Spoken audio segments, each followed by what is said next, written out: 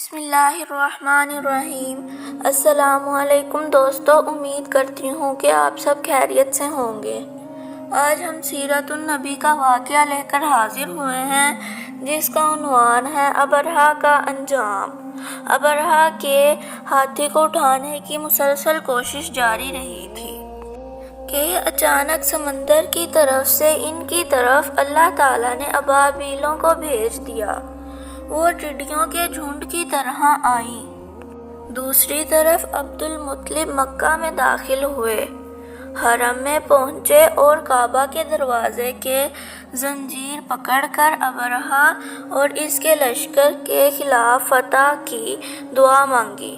ان کی دعا کے الفاظ یہ تھے: اے اللہ، یہ بندہ اپنے قافلے اور اپنی جماعت کی حفاظت کر رہا ہے، تو اپنے گھر یعنی بیت اللہ کی حفاظت فرما۔ ابرہہ اور اس کا لشکر فتح حاصل نہ کر سکے۔ ان کی طاقت تیری طاقت کے آگے کچھ بھی نہیں۔ آج سلیب کامیاب نہ ہو سکے۔ سلیب کا نام اس لیے بولا کہ ابرہہ عیسائی تھا اور سلیب کو عیسائی اپنے نشان کے طور پر ساتھ لے کر چلتے ہیں۔ اب انہوں نے اپنی قوم کو ساتھ لیا اور ہیرا پہاڑ پر چڑھ گئے، کیونکہ ان کا خیال تھا وہ ابرہہ کا مقابلہ نہیں کر سکیں گے۔ اور پھر اللہ تعالیٰ نے پرندوں کے جھنڈ بھیج دیے۔ یہ پرندے چڑیا سے قدر بڑے تھے۔ ان میں سے ہر پرندے کی چونچ میں پتھر کے 3 ٹکڑے تھے۔ یہ پتھر پرندوں نے ابرہہ کے لشکر پر گرانے شروع کیے۔ جو ہی یہ پتھر ان پر گرے، ان کے ٹکڑے ہو گئے، بالکل اس طرح جیسے آج کسی جگہ اوپر سے بم گرایا جائے تو جسموں کے ٹکڑے ہو جاتے ہیں۔ ابرہہ کا ہاتھی محمود البتہ ان کنکریوں سے محفوظ رہا، باقی سب ہاتھی تہس نہس ہو گئے۔ یہ ہاتھی 13 عدد تھے، سب کے سب کھائے ہوئے نحوست کے مانند ہو گئے، جیسا کہ سورۃ الفیل میں آتا ہے۔ ابرہہ اور اس کے کچھ ساتھی تباہی کا یہ منظر دیکھ کر بری طرح بھاگے، لیکن پرندوں نے ان کو بھی نہ چھوڑا۔ ابرہہ کے بارے میں طبقات میں لکھا ہے کہ اس کے جسم کا ایک عضو الگ ہو کر گرتا چلا گیا، یعنی وہ بھاگ رہا تھا اور اس کے جسم کا ایک حصہ الگ ہو کر گر رہا تھا۔ دوسری طرف عبد المطلب اس انتظار میں تھے کہ کب حملہ ہوتا ہے، لیکن حملہ آور جب مکہ میں داخل نہ ہوئے تو وہ حالات معلوم کرنے کے لیے نیچے اترے۔ مکہ سے باہر نکلے، تب انہوں نے دیکھا سارا لشکر تباہ ہو چکا ہے۔ خوب مال غنیمت ان کے ہاتھ لگا، بے شمار سامان ہاتھ آیا۔ مال میں سونا چاندی اور بے تحاشا۔ لشکر میں سے کچھ لوگ ایسے بھی تھے جو واپس نہیں بھاگے، یہ مکہ میں رہ گئے تھے۔ ان میں ابرہہ کے ہاتھی کا محاوت بھی تھا، جو محمود کے آگے لانے میں ناکام رہا تھا۔ ہمارے نبی حضرت محمد صلی اللہ علیہ وآلہ وسلم اس واقعے کے چند دن بعد پیدا ہوئے۔ آپ جس مقام میں پیدا ہوئے وہ صفا پہاڑی کے قریب تھا۔ حضرت کعب احبار روایت کرتے ہیں کہ میں نے تورات میں پڑھا تھا کہ رسول اللہ صلی اللہ علیہ وآلہ وسلم کی پیدائش مکہ میں ہوگی۔ یہ کعب پہلے یہودی تھے، اس لیے تورات پڑھا کرتے تھے۔ دنیا میں آتے ہی حضور اکرم صلی اللہ علیہ وآلہ وسلم روئے۔ حضرت عبد الرحمن بن عوف کے والدہ کہتی ہیں کہ جب حضرت آمنہ کے ہاں ولادت ہوئی تھی تو میں نے وہاں موجود تھی۔ تو میں بھی وہاں موجود تھی۔ آپ صلی اللہ علیہ وآلہ وسلم میرے ہاتھوں میں آئے۔ یہ غالبہ دایا تھی، ان کے نام شفا تھا۔ فرماتی ہیں جب آپ میرے ہاتھوں میں آئے تو روئے۔ آپ کے دادا عبد المطلب کو آپ کی ولادت کی اطلاع دی گئی۔ وہ اس وقت خانہ کعبہ کا طواف کر رہے تھے۔ اطلاع ملنے پر گھر آئے، بچے کو گود میں لیا۔ اس وقت آپ کی والدہ نے ان سے کہا، یہ بچہ عجیب ہے، سجدے کی حالت میں پیدا ہوا ہے، یعنی پیدا ہوتے ہی اس نے پہلے سجدہ کیا، پھر سجدے سے سر اٹھا کر انگلی آسمان کی طرف اٹھائی۔ حضرت عبد المطلب نے آپ کو دیکھا، اس کے بعد آپ کو کعبہ میں لے آئے، آپ کو گود میں لے رہے اور طواف کرتے رہے۔ پھر واپس لا کر حضرت آمنہ کو دیا۔ آپ کو عرب کے دستور کے مطابق ایک برتن سے ڈھانپا گیا، لیکن وہ برتن ٹوٹ کر آپ کے اوپر سے ہٹ گیا۔ اس وقت آپ اپنا انگوٹھا چوستے نظر آئے۔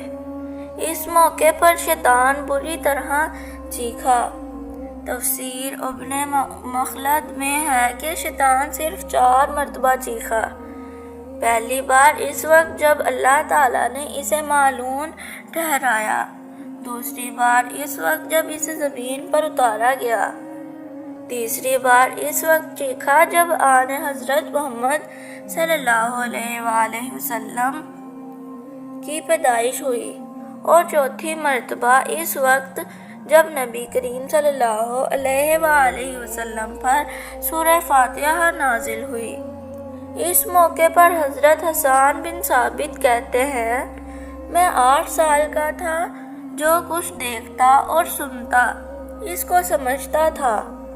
ایک صبح میں نے یثرب یعنی مدینہ منورہ میں ایک یہودی کو دیکھا۔ وہ ایک اونچے ٹیلے پر چڑھ کر چلا رہا تھا۔ لوگ اس یہودی کے گرد جمع ہو گئے اور بولے، کیا بات ہے، کیوں چیخ رہے ہو؟ یہودی نے جواب دیا، احمد کا ستارہ طلوع ہو گیا ہے اور وہ آج رات پیدا ہو گئے ہیں۔ حضرت حسان بن ثابت بعد میں 60 سال کی عمر میں مسلمان ہوئے تھے۔ 120 سال کی عمر میں انہوں نے وفات پائی، گویا ایمان کی حالت میں 60 سال زندہ رہے۔ بہت اچھے شاعر تھے۔ نبی کریم صلی اللہ علیہ وآلہ وسلم کی اپنے اشعار میں تعریف کیا کرتے تھے اور دشمنوں کی برائی اشعار میں بیان کرتے تھے۔ غزوات کے موقع پر اشعار کے ذریعے مسلمانوں کو جوش دلاتے تھے۔ اسی بنیاد پر انہیں شاعر رسول کا خطاب ملا تھا۔ حضرت کعب احبار فرماتے ہیں کہ میں نے تورات میں پڑھا ہے کہ اللہ تعالیٰ نے حضرت موسیٰ کو آن حضرت محمد صلی اللہ علیہ وآلہ وسلم کی ولادت کے وقت کی خبر دے دی تھی، اور حضرت موسیٰ نے اپنی قوم بنی اسرائیل کو اس کی اطلاع دے دی تھی۔ اس سلسلے میں انہوں نے فرمایا تھا، تمہارے نزدیک جو مشہور چمکدار ستارہ ہے، جب وہ حرکت میں آئے گا تو وہی وقت رسول اللہ صلی اللہ علیہ وآلہ وسلم کی پیدائش کا ہوگا۔ یہ خبر بنی اسرائیل کے علماء ایک دوسرے کو دیتے چلے آئے، اور اس طرح بنی اسرائیل کو بھی آن حضرت صلی اللہ علیہ وآلہ وسلم کی ولادت کا وقت یعنی اس کی علامت معلوم ہو گئی تھی۔ حضرت عائشہ سے روایت ہے کہ ایک یہودی عالم مکہ میں رہتا تھا۔ جب وہ رات آئی جس میں آن حضرت محمد صلی اللہ علیہ وآلہ وسلم پیدا ہوئے، تو وہ قریش کی ایک مجلس میں بیٹھا تھا۔ اس نے کہا، کیا تمہارے ہاں آج کوئی بچہ پیدا ہوا ہے؟ لوگوں نے کہا، ہمیں تو معلوم نہیں۔ اس پر اس یہودی نے کہا، میں جو کچھ کہتا ہوں اسے اچھی طرح سن لو۔